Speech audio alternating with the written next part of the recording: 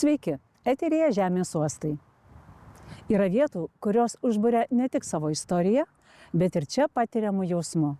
Šiandien keliausime į Žemaitiją, kur atrasime nekasdienę meilės istoriją. Meilės žemei, žmogui ir svajoniai. Susipažinkite. Antanas Naujokas.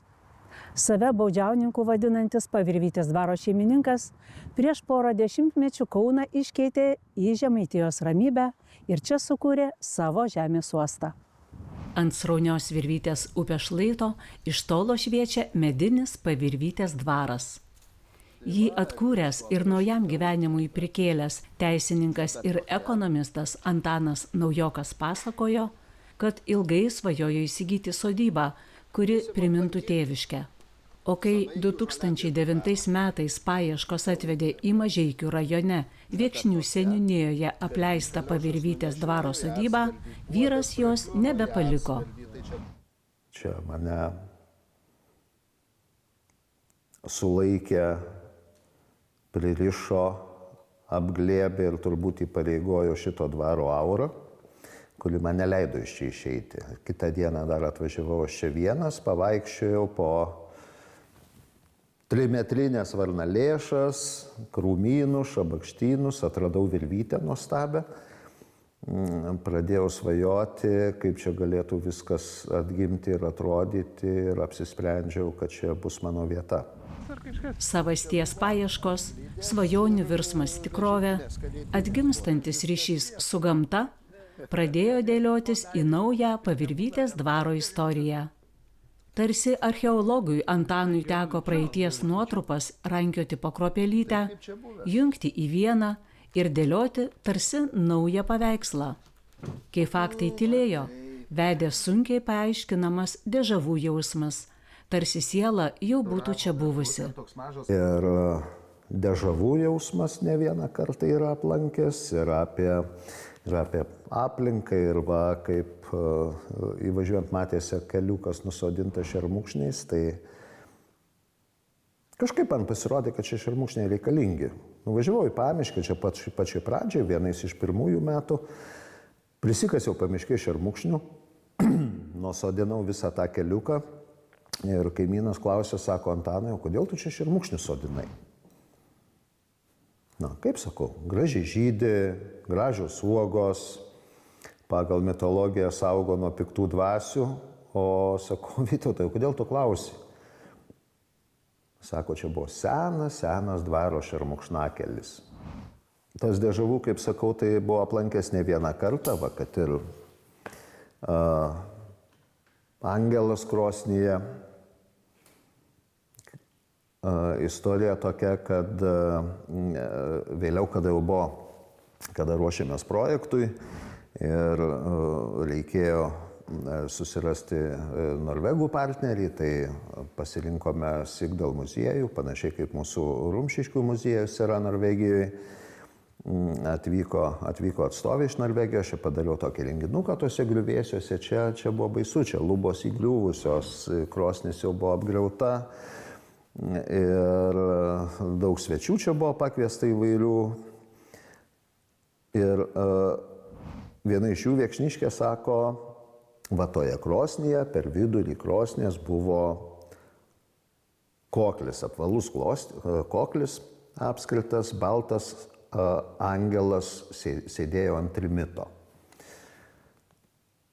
Na, taip ir baigėsi ta kalba, tai vėliau jau kada laimėtas projektas, jau kada vyko restauravimo darbai, aš čia ir aplinkinių klausinėjau ir gal kas žino apie tą angelą, gal kas matė, ta vieta užtinkuota buvo krosnyje nuotraukai. Niekur negavau jokios informacijos, tai čia buvo 15-16 metų žiema, vasario mėnuo, žinau, kad buvo daug sniego ir atvažiavo buvęs kaimynas pas mane. Čia gyvenęs anksčiau tam sodininko name. Jonas, amžinatelis jau, tai aš jį čia pavedžiojau, čia vyksta darbai, čia tinkuojasi, dar čia grindų nebuvo, viską ir praeinančią restauratoriai dirbo prie tos krosnės. Ir pasibėdavojo apie tą angelą, o Jonas sako, aš žinau, kur jis yra. Sako, Viekšniuose vienoje troboje į sieną įmūrytas. Tai Angelas sugrįžo namo daugiau kaip po 40 metų. Pavirvytės dvaro istorija įdomi ir daugiasluoksnė. Dvaras pirmą kartą rašytiniuose šaltiniuose paminėtas XVIII amžiaus antroje pusėje. Šiaulių žemės teismo akte įrašytas Pavirvytės dvaras ir savininkai – bajorai, Kauno pavieto komisarai, Antanas ir Eufrozina Goževskiai. Tuo metu dvarvietėje buvo 19 statinių, buvo 100 hektarų žemės, jau dvaras klestėjo prieš 250 metų, o kada pati pradžia, tai dar nedaėjau. O vėliau, aišku, savininkai dvaro keitėsi, tai daugiausiai istorijos turbūt yra apie Paulovičių giminės valdymą. Paulovičių šeima valdė šitą dvarą nuo 1846 metų iki 1906. Ir dvaras buvo valdomas prie Paulovičių pakankamai neblogai. Vėliau Juozapui mirus sūnus Edvardas grįžo iš Lenkijos Kališo miesto paveldėti dvaro. Prasidėjo čia šiek tiek kitoks gyvenimas. Edvardas Paulavičius Lenkijoje buvo garsus pedagogas, Kališo mieste turėjo privačią progimnaziją. Ir apie jo istoriją vėlgi, kaip apie istorijos rinkimą, kad kartais visiškai netikėto rakurso išlenda kažkoks tai faktas. Tai grįždamas čia paveldėti dvaro parsivežė visą progimnazijos biblioteką. Tai buvo daugiatūkstantinė biblioteka ir šitam krašte garsėjo tuo, kad knygomis dalinosi su kitais dvarininkais, su viekšnių inteligentais. Laurynas Ivinskis mini, kad biblioteka padėjo išlaikyti 12 aplinkinių dvarelių, mokėjo kasmetinį mokestį bibliotekai palaikyti. Ir Mykolas Biržiška, garsus viekšniškis, savo prisiminimų knygoje anuo metu Viekšniuose ir Šiauliuose rašo, kaip broliai Biržiškiukai iš Viekšnių kulniuodavo 8 kilometrus į Pavirvytės dvarą skaityti ir pasikeisti knygų. Tai Biržiškos tėvai buvo, tėvas gydytojas buvo, motina pedagogė, muzikė, tai jie čia bendravo pakankamai artimai. Tai kaip aš sakau, kad Pavirvytės dvaras yra ko gero nemažai prisidėjęs prie to, kad 3 broliai Biržiškiukai tapo 3 garsiais profesoriais Biržiškomis. Ir toje prisiminimų knygoje ne vienoje skiltyje yra minimas Pavirvytės dvaras. Iki 1940-ųjų dvarą valdė Kuršėnų notaras Viktoras Nagurskis. Sovietinės okupacijos metais dvaras nacionalizuotas, jame apgyvendintos kolūkiečių šeimos. Tuomet jis buvo nugyventas, daugelis pastatų sugriuvo. Detalės menančios dvaro šlovės laikus nyko viena po kitos, kartu su jomis tirpo ir istorinė atmintis. Vieninteliai menantys šitą Pavirvytės dvarą baldai yra dar Viekšnių vaistiniai. Kai jaunas vaistininkas Aleksandravičius atsikraustė į Viekšnių vaistinę, ten baldų nebuvo, jam kažkas patarė eiti į Pavirvytę pasiklausinėti ponų, sako, jie ten prisikulkė visko daug. Tai Aleksandravičius nupirko vieną minkštų baldų komplektą iš Pavirvytės dvaro, kuris restauruotas dabar yra Viekšnių vaistinėje. O čia iš šito dvaro baldų nelikė nieko. Dar apie išlikusius dalykus, koks supratimas buvo to proletariato, kad sako, kada kolūkis davė naują namą kitam kaime, jis sako, tėvas pareidamas parsinešė iš dvaro liustrą. Taip labai įdomiai nupasakojo. Sako, ta liustra tokia blizganti, geltona. Iš ko padaryta, nežinau. Sako, lauke prie Malkenės iškabojo 30 metų ir nepajuodavo. Bet kažkas pavogė. Tai ko gero paauksuota buvo. Bet tas supratimas buvo toks. Ant tų žmonių jokio piktumo tikrai neturiu, nes tas sovietmetis, nacionalizacijos,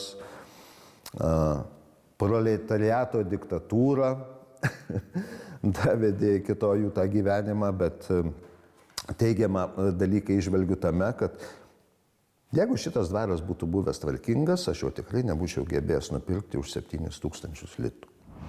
Po trumpos reklaminės pauzės laidoje pasakosime, kodėl Antanas save vadina baudžiauninku, kokie iššūkiai laukė atkuriant dvarą ir kokį kelią reikėjo nueiti Antanui Naujokui, kol atrado savąjį žemės uostą.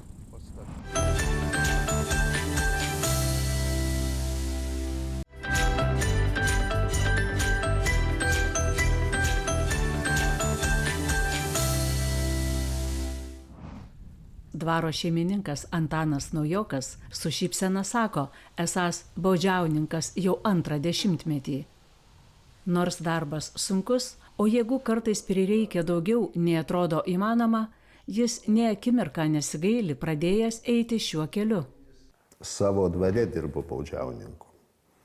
Tai kai kurie, sako, savo dvare gali ir neblogai dirbti baudžiauninku. Istorija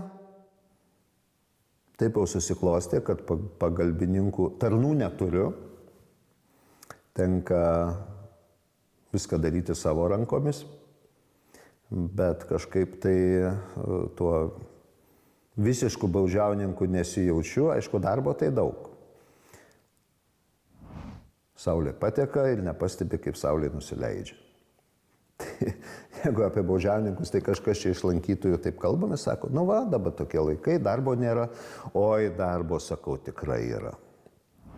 Tikrai darbo yra, tik dirbti nėra kam. Sakau, į rajono laikraštį įdėjau skelbimą, kad dvarui reikalingi baudžiauninkai. Nei vieno skambučio. Darbo yra, tik dirbti nėra kam. Tai tas baudžininkavimas toks, jis teikia ir malonumą. Tai kaip apie tą dežavų kalbėjomės, gal dėl to, kad dirbi savo malonumui ir džiaugiuosi iš sukurtų rezultatų to darbo, bet ta mano atėjimas, tai sakau, kaip ir tie šermukšniai, kaip ir tas angelas, kurį ir susapnavęs buvau jo beieškodamas. Ir gonkos nedavė ramybės nuo pat pradžių, dar kol buvo šitie griuvėsiai, jos tokios nuostabios, tokios grakščios. Bet visą laiką jausmas buvo toks, kad kažko trūksta.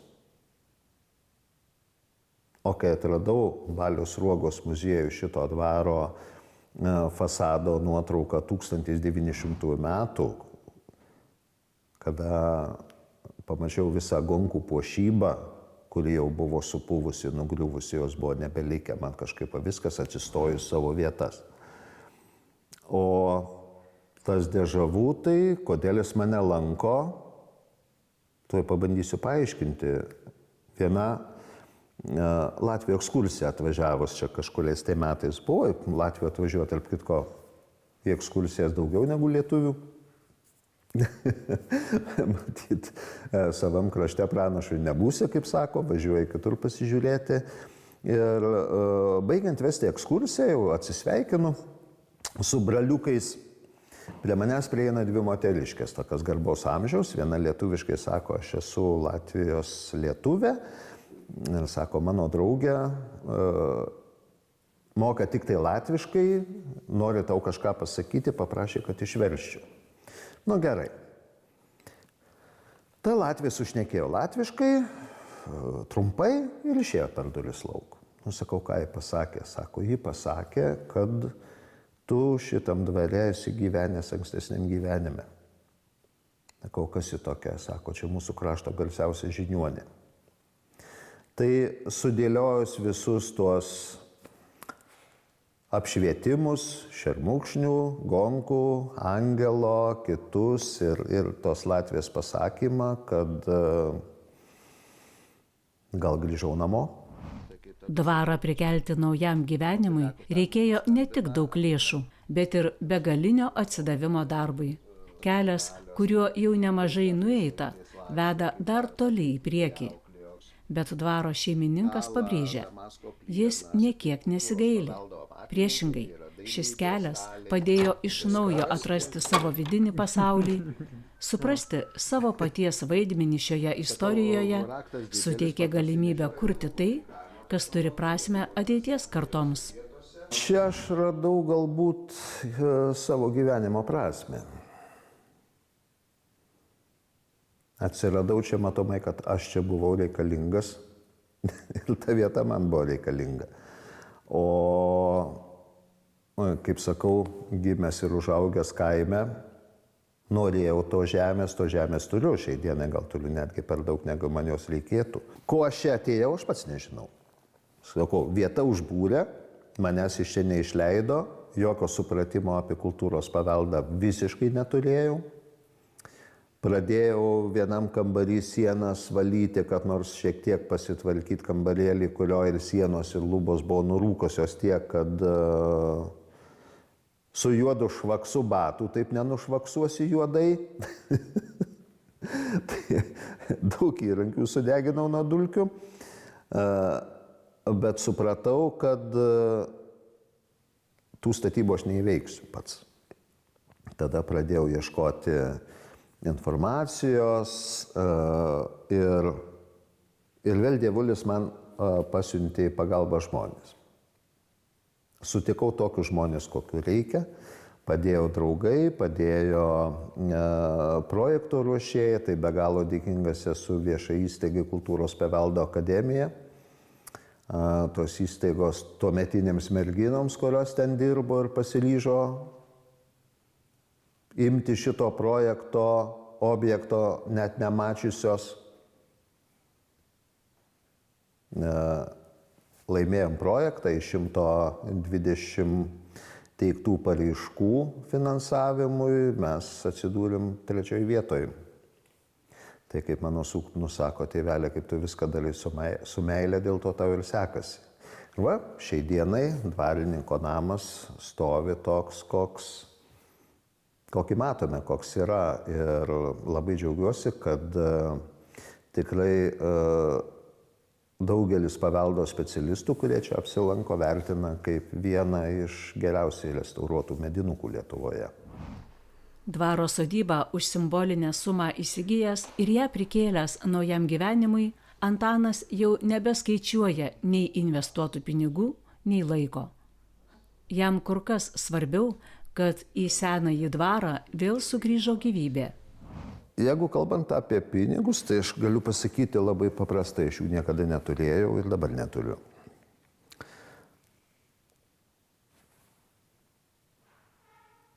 Šitą dvaro sodybėlę buvau pavadinęs mano senoji 300 metų amžiaus pavirvytės meilužė. Bet ji beprotiškai reikli. Būdavo pirmaisiais metais čia pjauni tuos krūmus, tvarkai aplinką, jau sutemsta, jau nebematai ką dirbti, ateini čia atsisėdi gonkose. Gonkos buvo netokios, buvo be grindų, be lubų, apipūvusios. Prie įėjimo akmuo atsisėdi ant to akmens ir sakai, Antanai, važiuok namo. Ryto į darbą, o jį man sako, nevažiuok, Antanai, aš dar tavęs noriu. Pavirvytės dvaro savininkas juokauja, kad darbų čia yra 4 gyvenimams ir atskleidžia, kaip susikurti savąjį žemės uostą. Žinot, visų pirma, reikia turėti svajonę.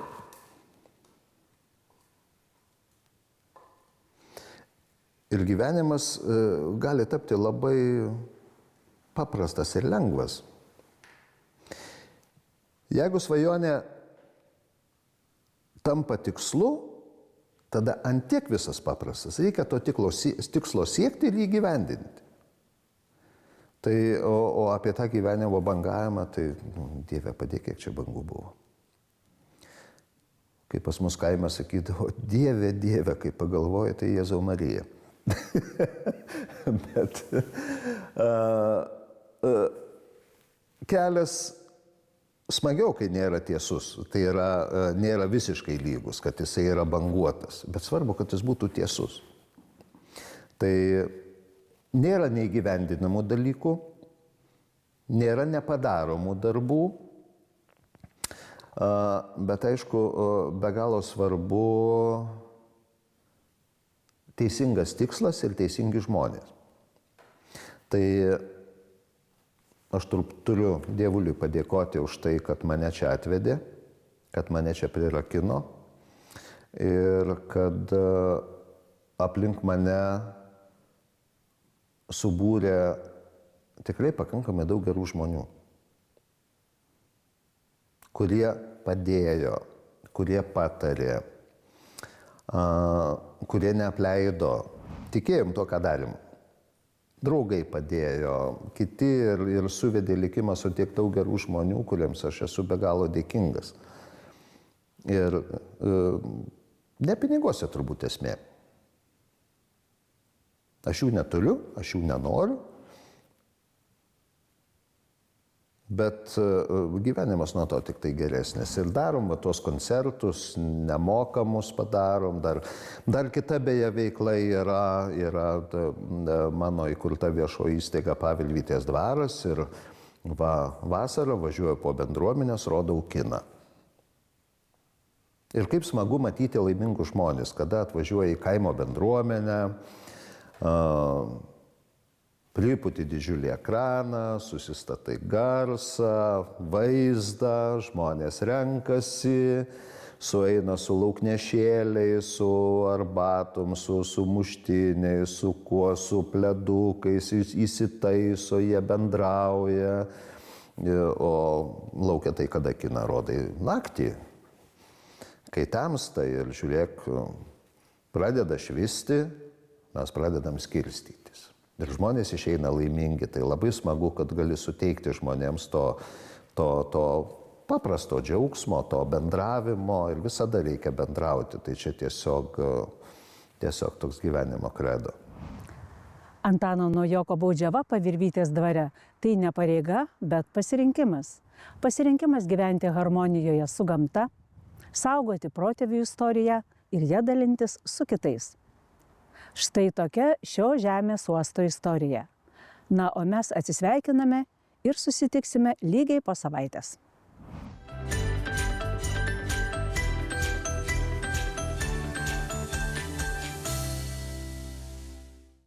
Projektą iš dalies finansuoja Medijų rėmimo fondas.